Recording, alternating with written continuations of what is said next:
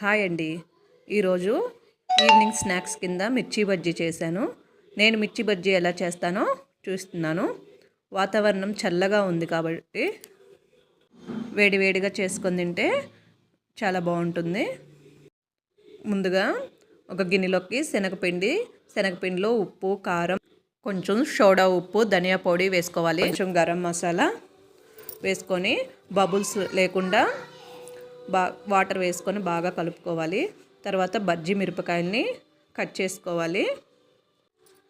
తర్వాత deep fry కోసము oil పెట్టేసుకొని ఆయిల్ వేడెక్కిన తర్వాత మనం కలిపెట్టుకున్న శనగపిండిలోకి బజ్జీ మిరపకాయల్ని డిప్ చేసుకొని ఆయిల్లో వేసుకోవాలి.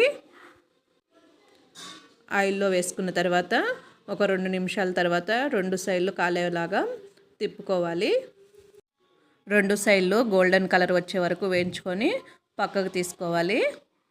బజ్జీలోకి స్టఫింగ్ కోసము పక్కన 2 ఆనియన్స్ తీసుకొని కట్ చేసుకొని దాంట్లోకి కొంచెం కొత్తిమీర, పుదీనా, దాంతోపాటు కొంచెం సాల్టు, కారము వేసి పక్కన పెట్టాను. నిమ్మకాయలు కూడా.